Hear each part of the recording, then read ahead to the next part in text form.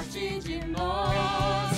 Ser firme e lutar faz parte de nós. Chorar e sorrir está dentro em nós. Um motivo de caminhar e vencer. Está dentro em nós um motivo de caminhar e vencer. Parte de nós.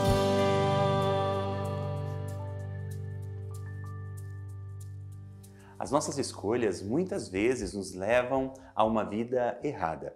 E quando nos damos conta, já estamos totalmente longe da graça de Deus. O Carlos conheceu e viveu muito tempo uma vida assim, porém, o Senhor nunca desistiu de encontrá-lo, resgatá-lo e trazê-lo de volta à vida na graça. Foi isso que aconteceu quando ele se encontrou com a misericórdia infinita do Senhor. No programa de hoje vamos conhecer a história do Carlão, desse homem que vivia nas trevas, mas que foi alcançado pelo amor. E hoje vive testemunhando a misericórdia que o alcançou. Eu gostaria de mandar aqui um grande abraço para a Débora, de Caetanópolis, Minas Gerais, para a Valdelândia, do Rio de Janeiro, e para a Maria Bela, da Bahia. Também para a Maria José Camilo, de Riachinho, em Minas Gerais. Obrigado por vocês participarem aqui conosco. Rezamos pelas suas intenções. E você, que ainda não mandou a sua intenção, por favor, envie agora mesmo através desse WhatsApp que está passando na sua tela, pois queremos orar por você e pela sua família. Vamos ao nosso programa Parte de Nós de hoje. Carlos cresceu sem a presença do pai, lidando com muitos dramas familiares. Ele buscou alívio no álcool e nas drogas, e isso acabou virando um problema ainda maior. Sem perceber o caminho que estava trilhando, ele se viu preso em um ciclo vicioso. Sou uma criança que com 3 anos e meio eu perdi meu pai. Então a minha mãe que cuidou de mim e mais 5 filhos, né? E essa vida sem pai sempre foi como se fala assim, me deixando incomodado. Tinha vergonha por não ter pai, né? Eu quando tive 13 anos de idade, eu experimentei o álcool. E aquilo me deu um alívio bem gostoso na época. Era ruim, né? Porque na época que eu fui beber era pinga mesmo. E aquilo queimava, mas me dava um prazer. E eu dei continuidade, mas sem minha mãe perceber nada, né? Ninguém percebia nada sobre isso. E o decorrer dos anos foram indo e foram agravando cada vez mais. Com 17 anos eu já fui pai. Aí eu entrei num casamento, amigado, né? Não tinha experiência nenhuma, mas achava que já era o cara que já sabia de tudo. Tive mais uma filha nessa época. E a bebida foi cada vez agravando mais, até eu conhecer a droga. Carlos, já imerso no álcool e nas drogas, percebeu que o alívio temporário havia se tornado uma prisão. A dependência o consumia, transformando sua vida em um pesadelo sem fim. E ele se via preso em uma passagem de ida sem volta. O rapaz que me apresentou a droga, eu lembro como se fosse hoje, que ele falou, gostou? Eu falei assim, eu amei, né? Porque agora eu posso beber mais. Ele falou, isso aí um dia vai acabar com a sua vida. Eu falei, ué, mas você me apresenta a droga e depois fala que vai acabar com a minha vida? Ele falou assim, eu lembro como se fosse hoje, ele falava assim, é uma passagem de ida sem volta. Mas eu continuei, porque ela estava me dando prazer, né? 1 ano depois ele morreu por causa de droga também, esse rapaz. Mas eu nem liguei, fui dando continuidade. Até perceber que eu estava realmente viciado nas drogas e na bebida. Carlos decidiu buscar ajuda. Com o apoio do grupo de Narcóticos Anônimos, enfrentou seus problemas e começou a reconstruir sua vida, transformando a dor do passado em esperança para o futuro. Em 98, eu conheci Narcóticos Anônimos. Foi quando eu comecei a ver o testemunho das pessoas e me deu uma chance de saber o que era realmente. Aí foi lá que eu aprendi que eu era portador de uma doença chamada adicção, que ela não tem cura, mas porém ela pode ser amenizada diariamente. E eu fui a fundo nisso daí. E eu comecei a gostar daqui e dali, ficar limpo.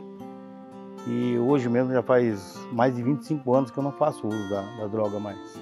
Em meio à luta, ele sofreu uma recaída. Sentindo-se derrotado, Carlos percebeu que a batalha contra o vício exigia ainda mais força para tentar se reerguer. tudo que eu aprendi na Alcoólicos Anônimos eu levei para o lado do mal. Então, como essa doença da adicção ela é compulsiva, eu tirei a droga e coloquei sexualidade, coloquei jogatina e coloquei desonestidade na minha vida. Então, um cara que nem eu, que eu não usava droga e não tinha problema com álcool nem nada, para ganhar dinheiro era a coisa mais fácil, para enganar as pessoas. E eu levei essa vida durante 20 anos, em benefício próprio, atrás de dinheiro. Só que essa vida foi assim, eu cada vez mais eu ganhava mais, eu era o cara na cidade já, era o que eu falava, o Carlão, né, que eu já tinha medo do que eu era, ganhando respeito, né, como eles falam, né?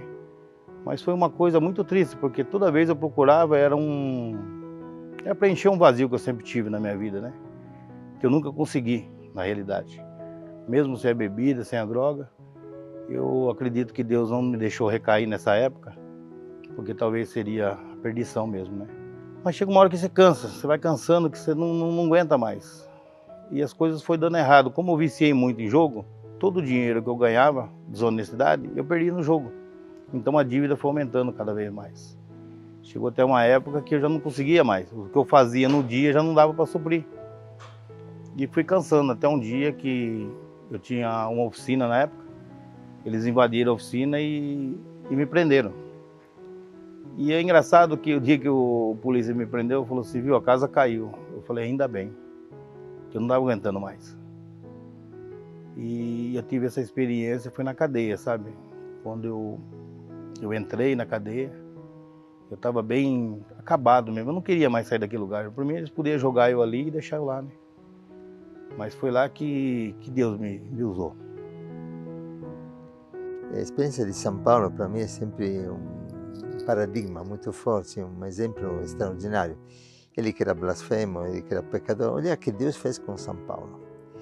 O maior apóstolo, aquele que evangelizou todo mundo até então conhecido, era aquele que humanamente era o menos adapto e o pior de todos.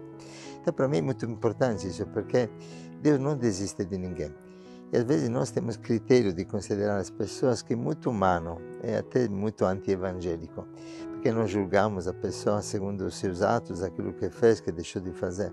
Mas, na verdade, Deus olha o coração, não olha a aparência.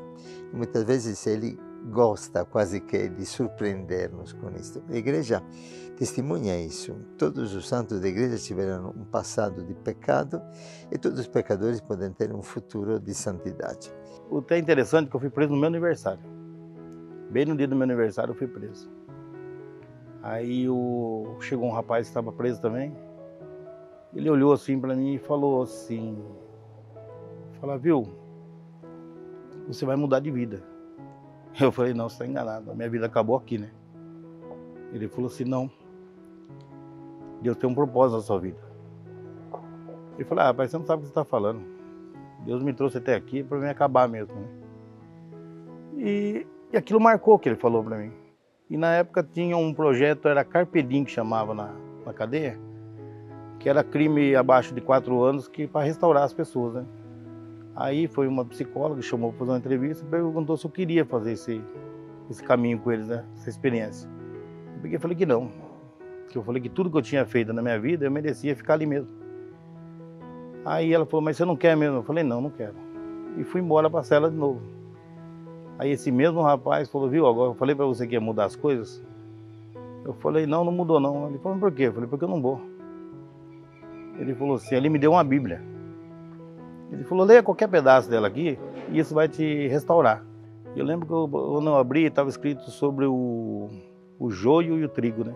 É um pedacinho que sempre marcou minha vida, essa parte. Que dava para separar isso, né? Aí eu falei, mas eu não tenho chance mais, porque assistente social eu falei que eu não queria mais. Ele falou, e se eu conseguir outra entrevista para você, você vai? Eu falei, mas é impossível.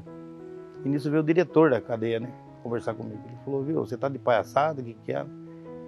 Eu falei, deixa quieto, não quero mais nada não. Ele falou, não, agora você vai, você chamou aqui, você vai agora. E se você der algum problema, eu vou punir você. Eu falei, tudo bem. Aí eu peguei e fui nesse Carpe Diem, né? Era uma coisa muito interessante, porque foi lá que eu tive o primeiro contato com uma psicóloga. Eu nunca nem sabia que era psicóloga, na realidade. Para mim era só para pessoas loucas, né? E tinha as pessoas que faziam lá quando eles estudam, né?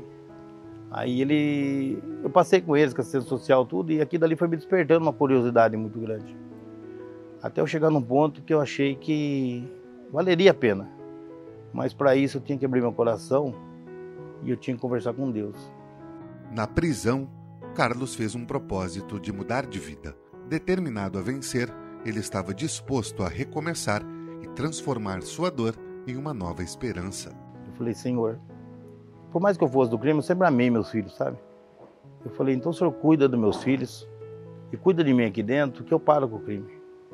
Mas eu não vou ficar aí gritando o nome do Senhor no meio da rua, nem na praça, não. Esses caras fazem, não. Eu falei, se aí eu só vou parar e pronto, né? E dei continuidade. Eu fiquei 10 meses preso. E nesses 10 meses eu tive muito conhecimento por causa da Bíblia. Eu comecei a ler a Bíblia lá, né? Foi muito interessante para mim, porque eu nunca tinha lido ela. Falava da Bíblia, mas nunca tinha lido. Eu lembro de uma parte muito interessante, foi que a minha mãe, né? Hoje ela mora comigo, ela tem 83 anos. E eu falei, mãe, eu tô lendo a Bíblia.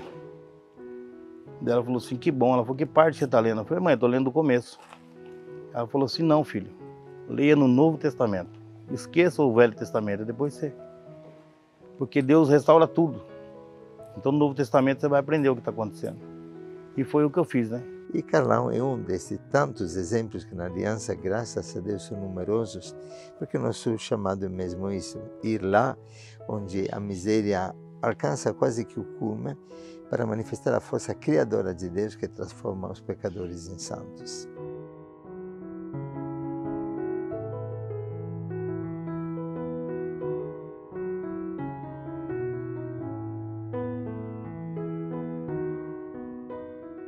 A transformação do Carlos é realmente inspiradora.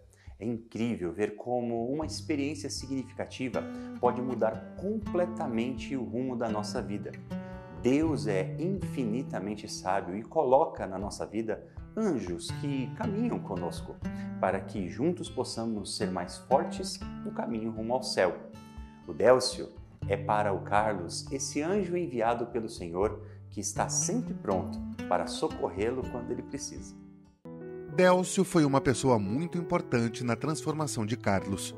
Com apoio e amizade, ele ajudou Carlos a encontrar forças para seguir em frente, superando desafios e abraçando definitivamente sua escolha por Deus.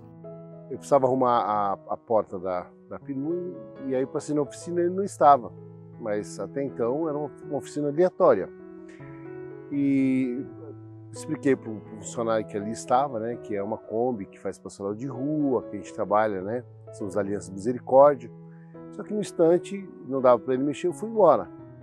Alguns dias depois, 5, 10 dias, não me recordo bem a data, estou eu lá no Caná, na intercessão, chega o Carlos e a esposa. E a gente tivemos um encontro lá, né? Foi muito bonito, porque ele reconheceu a perua já logo distante, que o funcionário tinha relatado para ele. E fizemos a acolhida, como de praxe, a aliança faz essa acolhida, né? Fiz a acolhida para ele, até no instante, ele foi para o encontro e eu fui para a intercessão. Vivemos vários momentos bonitos lá na intercessão, né? Sobre o encontro que estava ocorrendo do Caná, foi muito bonito. Logo após do Caná, como a gente faz esse convite para todos, aqueles que Deus coloca na nossa vida, fala para ele fazer uma experiência na rua, sobre a pastoral de rua, né? Acolher os irmãos, que a gente tinha um trabalho na rua, da pastoral de rua em si. E ele ficou muito interessado. Eu tive um convite para fazer um terço em casa. Aí até eu brinco ainda com a minha esposa até hoje, né? Que ela fala, vai vir gente em casa, como é que a gente vai fazer? Eu falei, não, 50 Ave Maria, 5 Pai Nosso, um cafezinho, já era, vamos embora todo mundo e cada um vai para sua casa. Ela falou, então tá bom. Só que eu jamais imaginei que as pessoas que iam lá eram as pessoas tão assim, usadas por Deus, sabe?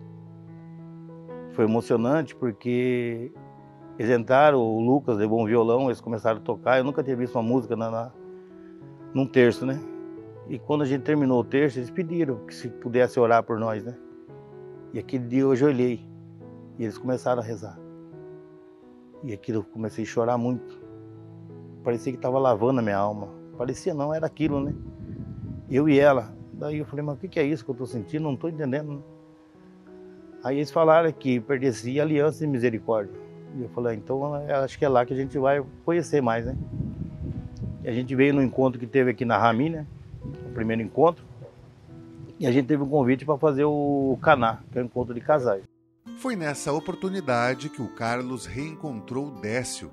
Ele resolveu dar uma chance para a experiência do retiro, mesmo que ainda desconfiado e descrente na ação do Espírito Santo. Não acreditava muito naquilo. Aí foi quando chegaram perto de mim, fizeram as orações e eu me deixei levar, né? E por um instante eu estava num lugar maravilhoso. É uma experiência muito maravilhosa, sabe? Que o Espírito Santo mostrou que ele estava ali. E foi na hora que eu abri o olho, eu estava deitado. Daí eu falei assim para ele, eu olhei do lado, ela estava deitada também. Daí, na hora que a gente levantou, eu falei, o que é isso? Ela falou assim, eu não sei, só sei que foi maravilhoso. Eu falei assim, vamos levar isso para a nossa vida então, e vamos dar continuidade no estudo. E a gente resolveu fazer isso. Ao lado de Décio e de outros missionários da Aliança de Misericórdia, Carlos começou a participar ativamente das evangelizações de rua. Juntos, levaram palavras de esperança para aqueles que mais necessitavam. Essa experiência não só fortaleceu a fé do Carlos, mas também o impulsionou a compartilhar seu próprio testemunho, tornando-se uma inspiração para muitos. O primeiro jam missionário foi na hora que a gente foi dar banho. Eu fiquei responsável pelo banho dos irmãozinhos, né? Na hora que eu vi aquele senhor lá trocado de roupa, tudo bonitinho, e aquele sapato tudo lascado mesmo, né? Eu falei, pô, o senhor não pegou um sapato lá? Tem sapato lá. Ele falou, não, mas não tem meu número. Eu olhei assim, eu falei, que número que era? Ele falou, 43. Eu falei, é o meu. Eu falei, nem agora, será que eu vou dar meu sapato para ele? E não pensei, né? Peguei e já tirei. Ele falou, não, mas é seu. Eu falei, não, isso aqui é seu. Eu lembro como se fosse hoje, essa imagem dele ficou muito marcada, sabe? Porque ele olhou bem dentro do meu olho e ele falou assim, olha, Deus abençoe, meu filho. E eu falei, já tem abençoado. Aí eu fui lá, peguei um chinelo e até o Japa depois falou, cadê seu tênis? Eu falei, Japa, já foi já. E peguei um chinelo ali e fiquei ali. Aí passamos o dia ali. Mas aquilo dali foi muito emocionante mesmo, porque aquilo dali o meu coração estava cheio de alegria. Aí eu comecei a entender que o Espírito Santo estava em mim. Que aquilo dali que eu queria para minha vida, ajudar o próximo. O pastor de rua aqui na cidade de Salto, em especial, é uma grande família. Não é aquelas pessoas que se encontram no dia e a hora marcada e vai para a rua. Aqui a gente se encontra, a gente está sempre junto nos movimentos, nas missas. Então foi maravilhoso, que começamos a criar um vínculo de amizade. E esse vínculo de amizade, de irmandade, foi se tornando maior, de um levar o outro para Deus, até onde hoje nós somos mais amigos, né? Nós nos tornamos uma família, um irmão, que nós choramos juntos, nós rimos juntos, e isso foi maravilhoso, porque aonde um, nas suas dificuldades, leva o outro para Deus. Cada vez que a gente ia na pastoral, a gente começou a resgatar as pessoas saindo da rua. E aqui dali eu comecei a sentir que era aquilo que eu precisava fazer. Como eu prejudiquei em 20 anos pessoas que eu não conhecia, hoje o meu propósito é ajudar as pessoas que eu não conheço. Eu resgatar as pessoas do mais fundo do poço que eles tiverem, com a minha história, com as minhas forças, com a minha vontade, sabe? Então é isso que vem, a cada dia, vem deixando eu mais aliviado e mais com a presença de Deus, né? Um dia a gente estava no chá revelação da filha dele, né? E eu falei, nós estamos gerando essa menina, né? Essa menina ela vai ser muito linda, porque é gerada por Deus e por nós também. Então todos nós estamos grávidos. E uma pessoa até deu risada, né? Falou, como que os homens vão estar grávidos de uma criança, né? Porque é uma gestação que nós vimos nascer ali, um sonho de uma família em Deus, né? Ele que veio de várias situações, de vários filhos, né? Como ele é muito apegado e amoroso para os filhos, então ele corria atrás de dar o melhor. E hoje é o contrário. Hoje ele dá o melhor.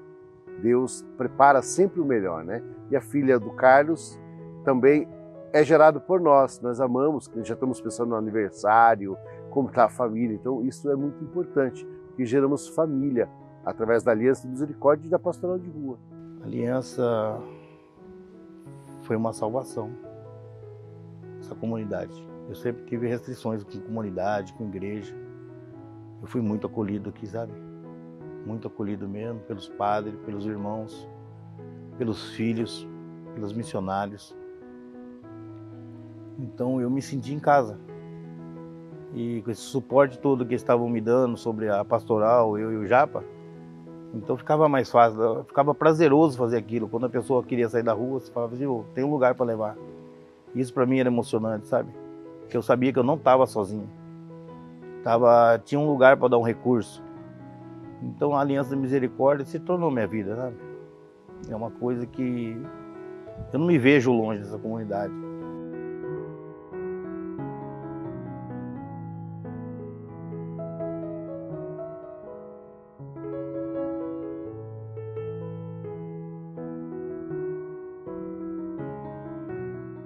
Ao invés de permitir que o seu passado definisse o seu futuro, Carlos optou por usar as suas experiências para fazer o bem e reparar o dano que causou. Sua história é um lembrete poderoso de que para Deus não existe nenhum caso perdido. Queremos rezar pelo seu caso impossível. Por isso, deixe a sua intenção aqui nos comentários abaixo ou mande um e-mail para nós, comunicação@aliançasocial.org. Se você não é inscrito no nosso canal, faça isso agora mesmo. Ative as notificações, compartilhe esse vídeo com seus grupos de WhatsApp e vamos evangelizar juntos. Que Deus abençoe você e a sua família. Em nome do Pai e do Filho e do Espírito Santo. Amém.